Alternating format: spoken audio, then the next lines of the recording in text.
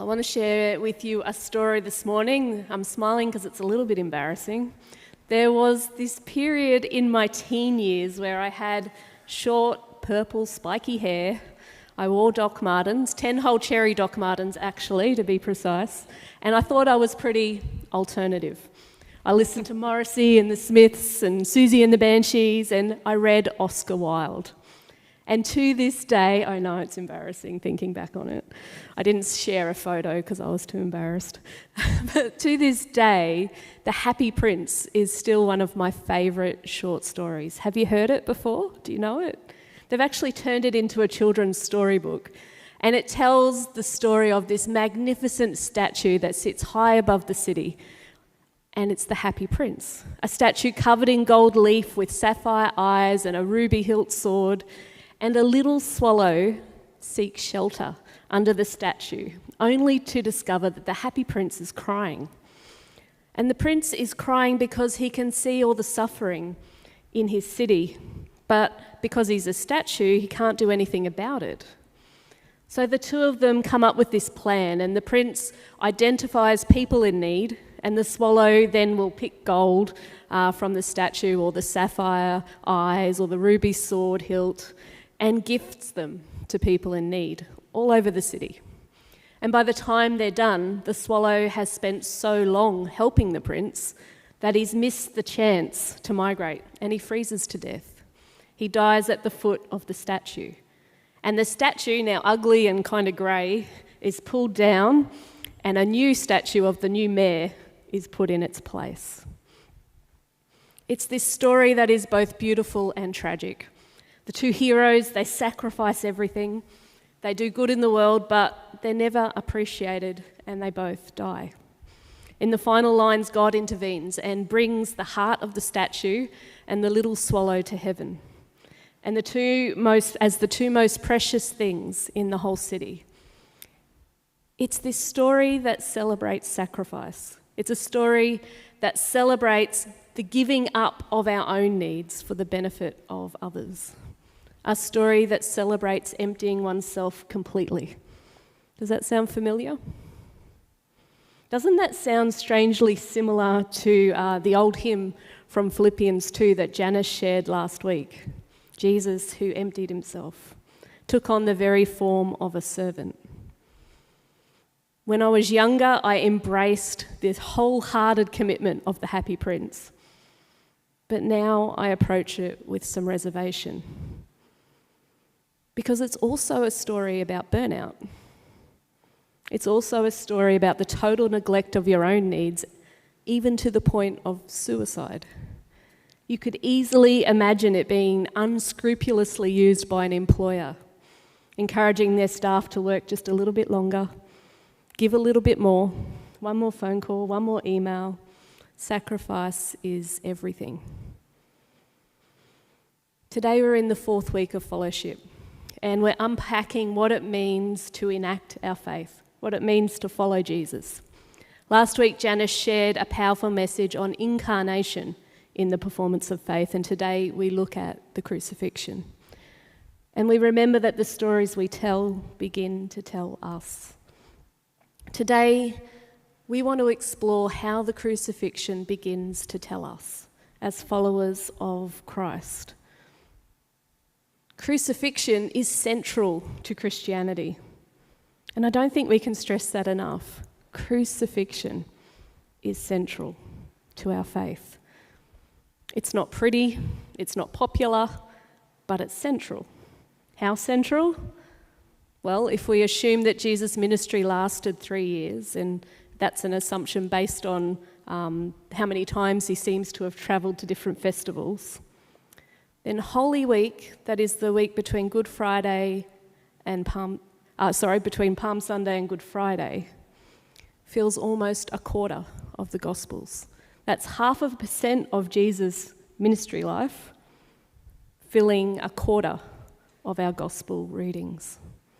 The story of the early church, the one they preached, was Christ who was crucified. In the book of Acts, when Peter stands before the crowds at Pentecost, he preaches Jesus of Nazareth put to death by nailing on the cross, but now raised from death. At Solomon's Gate, he preaches the servant Jesus who they handed over to be killed, but who God raised to life. When Stephen is on trial before the Sanhedrin, he doesn't even mention the resurrection, but he preaches the killing of the righteous one, whom you have betrayed and murdered. The Apostle Paul, who might be described as having a one-track mind, reminds the church in Corinth that when he was with them, he knew nothing except Jesus and him crucified. Pretty safe to say that the crucifixion is central, right? It's central, but it's not popular. In our reading today from Mark 8, Jesus starts to warn his disciples that he must suffer, that he must be rejected, and that he must die in order to rise. And Peter pulls him aside quietly and rebukes him for it. From Paul's letter to the First Corinthians, his first letter to the Corinthians, the crucifixion is a stumbling block to the Jews and foolishness to the Gentiles. And sometimes to our modern minds, the idea of crucifixion becomes problematic when you think about it. The idea of a blood sacrifice is, to our minds, archaic. The idea that a loving God requires any sacrifice in order to accept us makes it sound like God might not be so loving after all. The idea that somehow God is paying a ransom for God's self, for the sins of Adam and Eve, is a little bit weird. Jesus as a scapegoat, Jesus as a ransom, Jesus suffering in our place so that we don't have to. All of these ideas raise some problems. They're a bit like the Happy Prince, stories of sacrifice that sound great when you first read them, but then become problematic the more you think about how it plays out. The whole of today's gospel reading is set against the backdrop of a single question found in our reading just before our reading today. The question, who do you say that I am? And I want you to take a minute to consider that question. If Jesus was standing here right in front of you, asking you, who do you say that I am? What would you say? How would you respond to that? If you've been coming to a life group, then you might remember being asked that question in the first week. And you were asked to answer that question without using religious language. How hard was it to answer? Really hard, right? Because the words that we have, that we use, have us conditioned to think about the cross in ways that are removed from our experience, removed from our reality. Big words with deep meaning. But sometimes the performance that creates that meaning is lost. When tied to our experience, the crucifixion is shocking. It is foolishness. Jesus says to the crowds gathered around him, if anyone wants to follow me, deny yourself and take up your cross and follow. To the listener at the time, this was ludicrous, an invitation to dissent against the powers of Rome, an invitation to resist a dominant culture and all of its practices that would surely see you, at the very least, suffer for it. But take a step back and think about these words from Mark 8:34.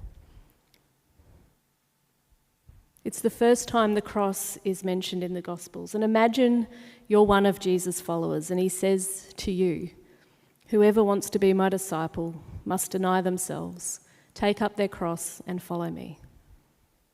What does it make you think of? We come to this story thousands of years later and we know how the story ends. So when we read up, take up your cross and follow, our minds naturally go to the crucifixion. And to be fair, when the gospel account was first written and first heard, the listeners probably did as well, because they knew how central the cross was.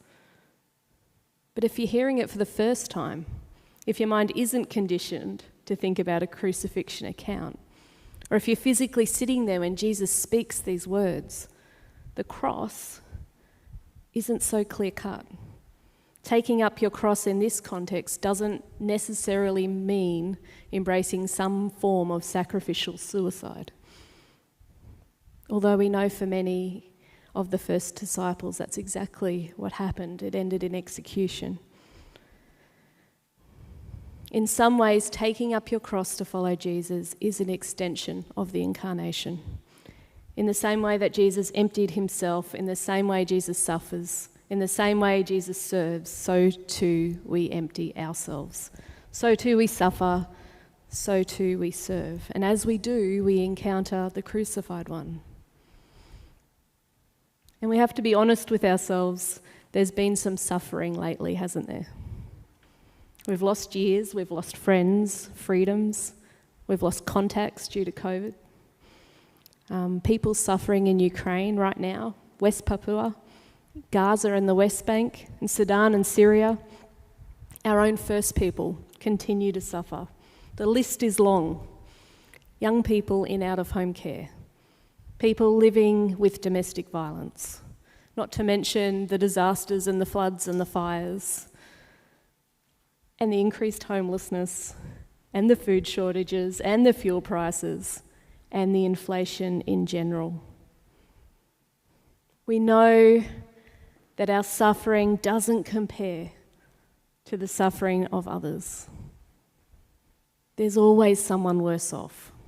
And we know that our suffering isn't normally the result of some pure and selfless act on our part. It isn't even usually because we're following Jesus that we suffer. We're not normally the happy prince giving away our gold flakes. And we know that sometimes, just sometimes, we are the cause of other people's suffering. Whether intentionally or unintentionally, we profit at the expense of others. Our shopping habits might reinforce inhumane working conditions. And so we make confession. We make confession here every week for the things that we've done, for the suffering we've caused, and we ask God's forgiveness. And we trust that God is faithful in doing so. And where we can make restitution, we do that too. We enter into the suffering of others, and we seek the welfare of those who are oppressed or marginalised for whatever reason. We empty ourselves, and as we do, we seek to be more like Jesus, who emptied himself. Jesus, who took up his cross and who calls us to do the same. When Jesus invites his followers to take up their cross and follow him, he's not just suggesting we go to a protest march.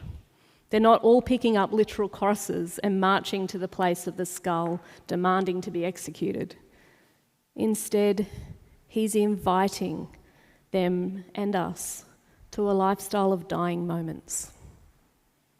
A lifestyle of dying moments where all along the way there are opportunities for us as followers to give up our own interests, our own needs, our own positions and powers for the sake of others, to die to ourselves just a little bit. Just as there are opportunities for us to put ourselves first, we're invited to consider our position above others. We face those choices every single day, and we choose every single day whether or not to die to ourselves, not in some self-flagellating way, but so that others who are suffering, for whatever reason, might be made whole. And as we face these dying moments, we recognise that we are never alone, that God is with us. And the great reversal is that as we embrace dying moments, we come face to face with the crucified one in the other. And we find ourselves somehow made whole. Quite literally, we find our living by losing our life. So my prayer for you is that God would bless you with the discomfort of dying moments. To close, I'd love to pray a blessing over you. It's a Franciscan blessing, and it's my prayer that the words in this blessing will mess with you for the rest of the week as you go about your life. Can I invite you to close your eyes? Let us pray. Friends, may God bless you with discomfort at easy answers and half-truths and superficial relationships so that you might live deep within your heart. May God bless you with anger at injustice and oppression and the exploitation of people so that you may work for justice, for freedom, for peace. May God bless you with tears to shed for those who suffer pain, rejection, hunger, and war, so that you might reach out your hand to comfort them and turn their pain to joy. And may God bless you with enough foolishness to believe that you can make a difference in the world, so that you can do what others claim cannot be done, to bring justice and kindness to all our children and the poor. Amen. Amen. Thank you, Mel.